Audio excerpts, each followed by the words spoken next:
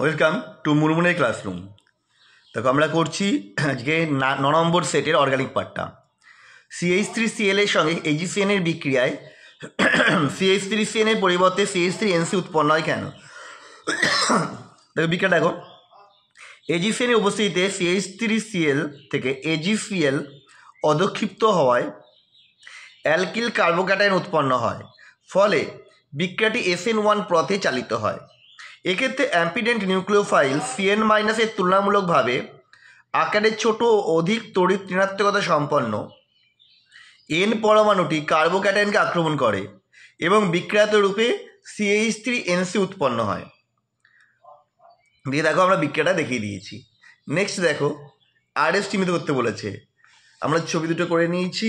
প্রথমটা হচ্ছে S এবং দ্বিতীয়টা হবে R। পরে ডিইটির গঠন সংকেত বলেছে, দেখো ডিইটি আমি স্ক্রিনে দিয়ে দিয়েছি, তোমরা দেখে নাও এবং ভিডিও তুলে নাও, ছবিটা তুলে নাও, স্ক্রিনশট তুলে নাও। পরেরটা ফেনল এবং বেঞ্জিল অ্যালকোহলের মধ্যে পার্থক্য করবে কীভাবে? বিকারক হচ্ছে সদ্য প্রস্তুত FeCl3 যোগ করা হলো। ফেনল হচ্ছে বেগুনি বর্ণের জটিল যৌগ উৎপন্ন করে, আর বেঞ্জাইল ক্লোরাইড কোনো উল্লেখযোগ্য পরিবর্তন লক্ষ্য করা যায় না। পরটা দেখো দুটো বিএসএ বিক্রিয়া বলে দিয়েছে। এই টারশিয়ারি বিউটিল অ্যালকোহল করার জন্য কোনটা উপযুক্ত? দ্বিতীয় পদ্ধতিটা বেশি উপযুক্ত। কেন? এই পাশে দেখো টারশিয়ারি গ্রুপটার এখানে হ্যালাইড হয়ে রয়েছে। টারশিয়ারি হ্যালাইড উইলিয়ামসন বিক্রিয়ায় অংশগ্রহণ করে না। কেন করে না? কারণ এখানে স্টেরিক এফেক্টের জন্য তুলনামূলক ছোট গ্রুপকে এটা অপসারিত করে বড় গ্রুপ দ্বারা অপসারিত করতে চায় না তুলনামূলক ছোট গ্রুপটাকে, কিন্তু এক্ষেত্রে সেই সমস্যাটা হয় না। তাই দ্বিতীয় পদ্ধতিটা এখানে বেশি সুবিধাজনক। লেখাটা তো রয়েছে অনেকক্ষণ ধরে ভিডিওতে, তোমরা একটু নিও। চলো পরের কোশ্চেন। A থেকে F শনাক্ত করতে বলেছে। প্রথমটা ফেনল থেকে যেটা হচ্ছে সেটা হবে স্যালিসাইলডিহাইড ও প্যারাহাইড্রক্সি বেঞ্জালডিহাইড। পরেরটা এটা তৈরি হবে অর্থোব্রোমো অ্যানিসোল। পরেরটা তো আমরা জানো ইয়েটা কিউমিন পদ্ধতি।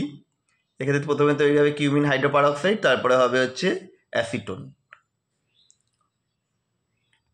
PCC দিলে তৈরি হয়ে যাচ্ছে অ্যাসিটোন। তারপর যে নাইট্রোবেঞ্জিন আর এর মধ্যে পার্থক্য করতে, এটাতে আমরা করবো কার্বিলামিন বিক্রিয়া, ক্লোরোফর্ম আর অ্যালকোহলিক।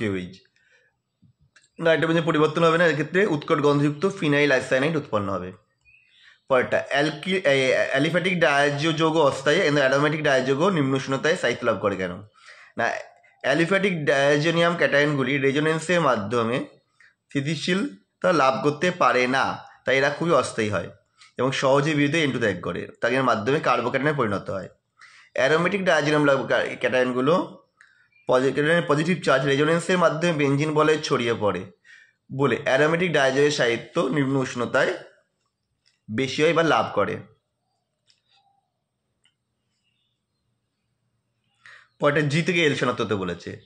দেখো বিকারকগুলো, প্রথমটা হবে SnHCl, তারপর হবে NNO2HCl, তারপর হবে CuCN-KCN, তারপর হবে লঘু HCl আর অ্যামোনিয়া, তারপরে হবে হচ্ছে ব্রোমিন KOH, আর তারপরে L হচ্ছে লিথিয়াম অ্যালুমিনিয়াম হাইড্রাইড।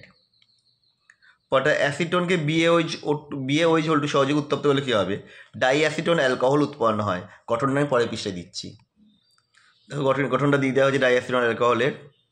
পরেরটা C7H8 ও সংকেতযুক্ত জৈব যৌগ M এটা হচ্ছে বেঞ্জিল অ্যালকোহল। মৃদু জারকের প্রভাবে N উৎপন্ন করে, যা টলেন্স বিকারক দ্বারা বিজারিত হয়। ও এর সঙ্গে SnCl2 ও HCl দ্বারা বিজারিক্রিয়া ঘটালে N উৎপন্ন হয়। N এবং N উভয়েই KMnO হতে জারিত হয়ে P অ্যাসিড উৎপন্ন হয়। MnOP শনাক্ত করতে বলেছে। তাহলে আমি বলে দিলাম M হচ্ছে বেঞ্জিল অ্যালকোহল, একে মৃদু জারকের বিক্রিয়া N অর্থাৎ হচ্ছে বেঞ্জালডিহাইড উৎপন্ন হচ্ছে। ও যৌগটা হচ্ছে সায়ানোবেঞ্জিন, যা স্টিফেন বিক্রিয়া SnCl2 আর HCl এর সঙ্গে বিক্রিয়া করে বেঞ্জালডিহাইড উৎপন্ন হয়। বিক্রিয়াটিতে M অর্থাৎ বেঞ্জিল অ্যালকোহল এবং N বেঞ্জালডিহাইড দুটোই KMnO দ্বারা জারিত হয়ে বেঞ্জিক অ্যাসিড অর্থাৎ পিতে পরিণত হচ্ছে। যে বিক্রিয়াগুলো আমরা লিখে দিয়েছি।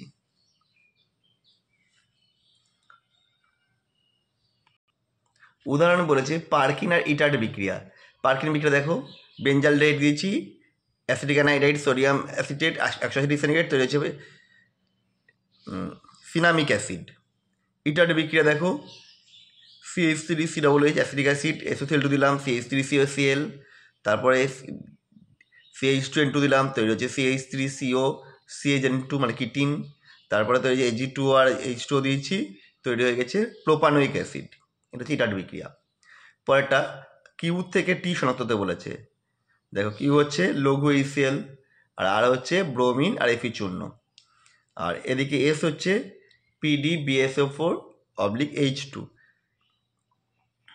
এটা হচ্ছে রোজেনমান্ড। তারপর KCN দিয়েছে, ইয়ে তৈরি হয়ে গেছে বেঞ্জোইন।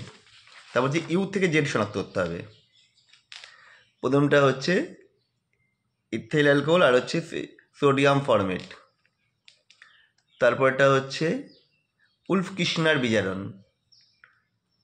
দেখো WR-X পেয়ে গেছি, প্রোপিন। তারপরটা হচ্ছে ওই আবার ইটার বিক্রিয়া দিয়ে দিয়েছে, দেখো এই ডাইজোকিটিন থেকে তৈরি হয়েছিল প্রথমে, তারপরে ইয়ে তৈরি হয়ে গেল, অ্যাসিড তৈরি হয়ে গেল। এটা হচ্ছে YZ। আমাদের মোটামুটি 9 নম্বরটা শেষ। আজকে কেমন লাগলো অবশ্যই কমেন্ট করে জানিও। আবার দেখা হবে নেক্সট ভিডিওতে।